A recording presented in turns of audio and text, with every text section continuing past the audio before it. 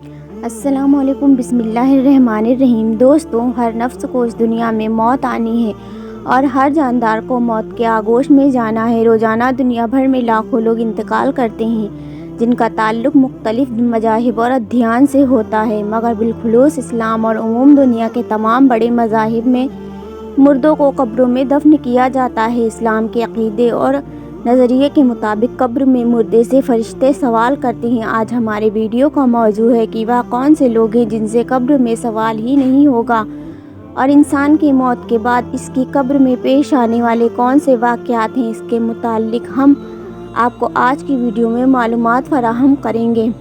دوستو، جب مردوں کو قبر میں رکھ دیا جاتا ہے تو احادیث اور روایت کے مطابق وہ قبر کے باہر چلنے والوں کے قدموں کی آہٹ اللہ رب العزت کے حکم سے سنتا ہے، اور جب مردے کو قبر میں دفن کر دیا جاتا ہے تو اس کے پاس اللہ کی طرف سے دو فرشتے آتے ہیں جن کو منکر اور نکیر کہا جاتا ہے۔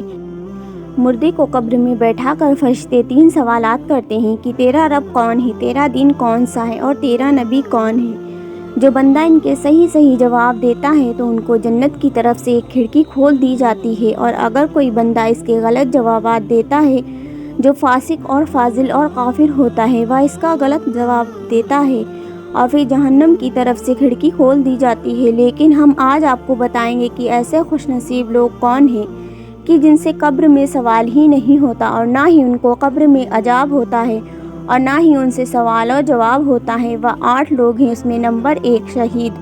وہ شخص جو اللہ رب العزت کی راہ میں جام شہادت نوش کرتا ہے، اسلامی ملک کی سرحدوں کی حفاظت کرنے والا اور اپنے وطن کے دفاع میں اپنی جان قربان کر دینے والا شہادت کے مرتبے پر قاضی ہوتا ہے۔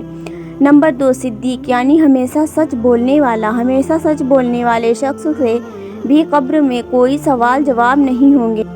نمبر 3، طاعون سے فوت ہونے والا، جبکہ طاعون کے زمانے میں اس کے علاوہ کسی دوسرے مرض سے فوت ہونے والا ہو جب وہ اس پر صبر اور ثواب کی امید رکھنے والا ہو، یعنی طاعون سے فوت ہونے والا اور طاعون کے زمانے میں اس طاعون کی بیماری پر فوت ہونے پر صبر اور ثواب کی امید رکھنے والا اگر کسی دوسرے مرض سے بھی وفات پا جائے تو اس سے قبر میں سوال نہیں ہوگا۔ نمبر 4، وہ بچے جو کم عمر میں انتقال کر جائیں ان سے بھی قبر میں سوال جواب نہیں ہوگا۔ نمبر 5، جمعہ کے دن یا رات میں مرنے والا شخص، اس سے بھی قبر میں سوال جواب نہیں ہوں گے۔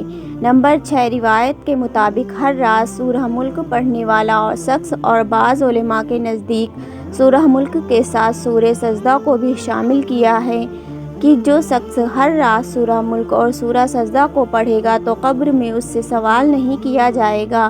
نمبر 7، جو شخص کسی بیماری میں سورہ اخلاص یعنی قل واللہ احد سورت کی ورد کر رکھے گا، اس کو بار بار پڑھے گا، اور اسی مرض میں یہ بندہ فوت ہو جائے تو اس سے بھی قبر میں سوال نہیں ہوگا۔ نمبر 8، انبیاء کرام سے، کیونکہ وہ گناہوں سے پاک ہوتے ہیں، وہ معصوم عن الخطا سے پاک ہوتے ہیں، اسی لیے انبیاء کرام سے بھی قبروں میں سوال نہیں ہوگا۔ محترم ناظرین، وہ حضرات جن سے سوال نہیں ہوگا اور وہ لوگ جن سے سوال ہوتا ہے لیکن وہ بالکل درست جواب دیتے ہیں، ان کا حکم ایک ہی ہوگا، یعنی فرشتے اس کے لیے جنت کے دروازوں میں سے ایک دروازہ کھول دیں گے جس سے اس قبر میں جنت کی ٹھنڈی ٹھنڈی ہوا اور خوشبو اس کے پاس آتی رہے گی، اور اس کی قبر کو کشادہ اور نورانی کر دیا جائے گا۔ اور ایک حدیث کے مطابق 70 گز لمبا اور 70 گز چوڑا اس کے قبر کو بنا دیا جائے گا، اور ایک دوسری روایت کے مطابق جہاں تک انسان کی نظر پہنچتی ہو اتنی اس کی قبر کو اور اس کی لمبائی اور چوڑائی کو وسیع کر دیا جائے گا۔ اور اگر بندہ منافق یا کافر ہوتا ہے تو وہ سوالوں کے جواب میں کہتا ہے میں نہیں جانتا، ہائے افسوس میں نہیں جانتا، تو فرشتوں کو لوہے کے گرز یعنی ہتھوڑوں سے ایسے مارتے ہیں کہ جن و انس کے علاوہ تمام مخلوق اس کی چیخیں سنتی ہیں، اور قبر اس پر اس قدر تنگ ہو جاتی ہے کہ اس کی پسلیاں ادھر کی ادھر اور ادھر کی ادھر نکل جاتی ہیں۔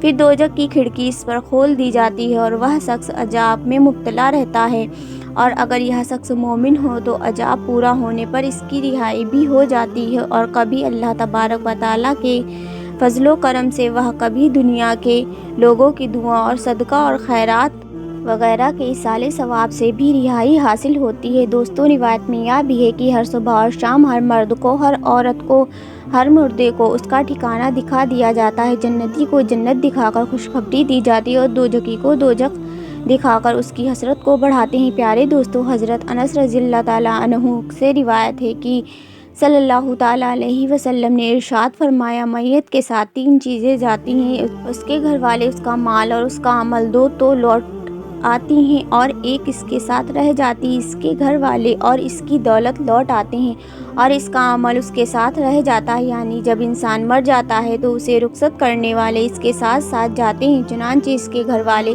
इसकी कब्र तक इसके साथ जाते हैं और इसका माल भी जाता है, यानी गुलाम और खादिम वगैरह भी इसके साथ जाते हैं और इसका अमल भी इसके साथ ही होता है। 2 तो लौट आते हैं और इसका अमल इसके साथ ही रह जाता है। अगर अमल नेक है तो नेक अमल इसके काम आएगा और अगर बुरा अमल है तो वह इसके लिए सज़ा का बाइस बनेगा। दोस्तों, हदीस मुबारक के मजमून के मुताबिक जब इंसान मर जाता है तो कुछ अमाल का सवाब फिर भी इसको मिलता है। मसलन किसी को इल्म सिखाया हो, वह उससे फ़ायदा ले रहे हो तो इसका सवाब मरने के बाद भी मैयत को मिलता है। पानी का कुआं बनाया, लोगों के लिए मुसाफिर खाने या रास्ते बनाए हों और उस पर लोग आते जाते हों तो इसका सवाब भी इसको मिलेगा। कहीं पर दरख्त लगाया हो, वह लोग उसके साए में बैठें या उसके फल वगैरह से फ़ायदा उठाएं तो इसका फ़ायदा भी मैयत को पहुंचता है। मस्जिद बनवाई हो या कुरान मजीद किसी को पढ़ाया हो या दिया हो या आपने पीछे नेक औलाद छोड़ी हो तो इन सब का इसाले सवाब और आमाल से मैयत को फ़ायदा होता है। अल्लाह तबारक ताला हमें नेक सालेह बनाए और हमारी औलादों को नेक बनाए ताकि अपने वालिदैन और बड़ों के लिए दुआएं मगफिरत करती रहें और हमें भी तौफीक दे कि हम अपने बड़ों के लिए दुआएं मगफिरत करते रहें। अल्लाह तबारक ताला हमें और आप सबको जन्नतुल फिरदौस में आला से आला मुकाम अता फरमाए। आमीन या रब्बुल आलमीन। प्यारे दोस्तों, अगर यह वीडियो आपको पसंद आए तो वीडियो को लाइक करें, शेयर करें, चैनल को ज़रूर सब्सक्राइब करें और जाते जाते एक प्यारा सा कमेंट करके ज़रूर जाएं। तब तक के लिए अल्लाह हाफिज़।